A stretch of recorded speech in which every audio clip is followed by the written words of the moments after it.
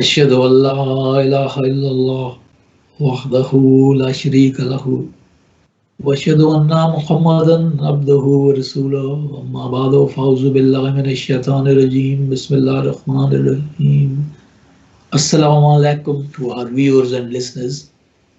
This is study number 10 of the Ramadan Daily Quran studies for the year 2020. I am Zahid Aziz, delivering these for the MD Anjuman Ishaat Islam Lahore, UK. We're continuing the topic of the last three studies, and we continue here with that verse of the Quran whose translation is, "And do not mix up truth with falsehood, nor hide the truth while you know." Another way in which truth is mixed with falsehood is to quote something out of context. This, for example, is done by those critics of Islam who purposely misrepresent Islam. In their attacks on Islam, they present quotations from the Quran. Those quotations are undoubtedly true, but they are plucked out of their context in the Quran, and these detractors and critics add to the quotations, their own interpretations. This is a type of mixing truth with falsehood and hiding the truth. For example, the words from the Quran, "Kill them wherever you find them," are quoted by these critics. But to these words, they add their own interpretation of what is meant by the words "them," who is them, and what is "wherever," in "kill them wherever you find them." They present these quotations as if "them" means all non-Muslims, and "wherever" means any place on earth. Yet the context of these words and also the general teachings of the Quran show that "them" here means the people who had started a war against the Muslims, and "wherever" means the places where they are attacking the Muslims. Now, regrettably, the same sort of tactics of giving quotations whose words do actually exist in these sources, but putting your own interpretation round them opposite to the interpretation from the original sources. The same method is employed against the founder of the Ahmadiyya movement, Hazrat Mirza Ghulam Ahmad, by his Muslim opponents who want to smear him in the eyes of other Muslims and present him as some sort of a deviant, a gross deviant from the true teachings of Islam. There is another verse of the Holy Quran about hiding the truth which is revealed by God, and that verse is as follows. Bismillah ar-Rahman ar-Rahim. وَإِذْ أَخَذَ اللَّهُ مِيثَاقَ الَّذِينَ أُوتُوا الْكِتَابَ لَتُبَيِّنُنَّهُ لِلنَّاسِ وَلَا تَكْتُمُونَهُ فَنَبَذُوهُ وَرَاءَ ظُهُورِهِمْ وَاشْتَرَوْا بِهِ ثَمَنًا قَلِيلًا فَبِئْسَ مَا يَشْتَرُونَ. Which mean, and when Allah took a covenant, a promise, from those who were given the book, you shall explain it to people and shall not hide it. That is the promise taken from them.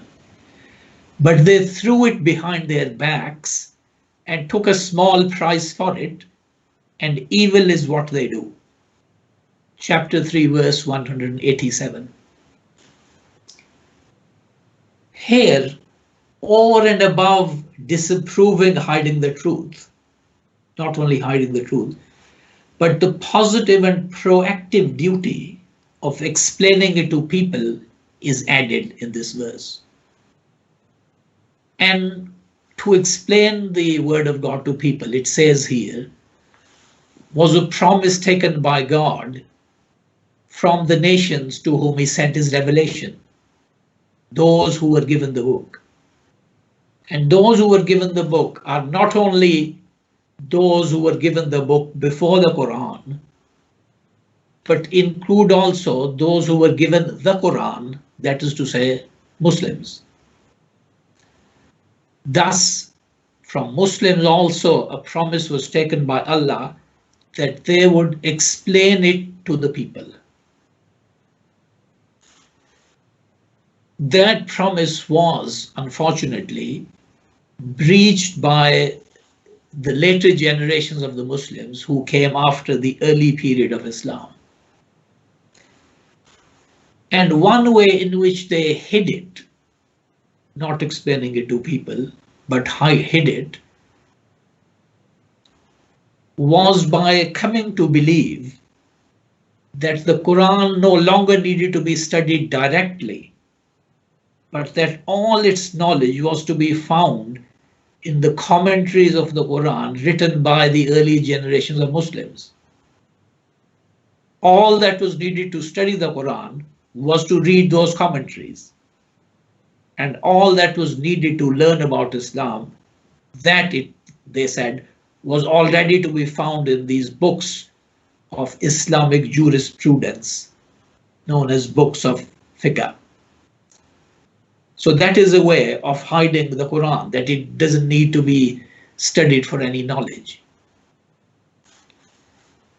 It was also believed, people would be surprised to hear, that no translation of the Quran into another language should be done. No translation of it should be made. This meant that non-Arab Muslims, such as those in the Indian subcontinent, learned only to recite the Quran without knowing the meaning of the text. And this weakness of the Muslims has been mentioned in a history of Islam in India, written by a very noted Pakistani historian, now long deceased, Dr. Sheikh Muhammad Ikram. He wrote a series of 3 books in Urdu about the history of Islam in India.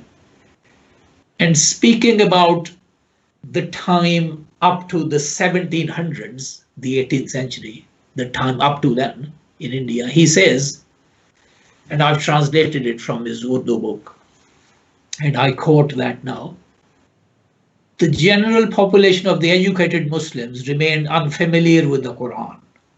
The ulama and the scholarly people had only learned to recite the Quran without knowing the meaning of the words, nor having benefited from its spirit and its teachings. In the court of the Mughal Emperor Akbar, there were debates between the Muslim ulama and the Christian missionaries from Portugal.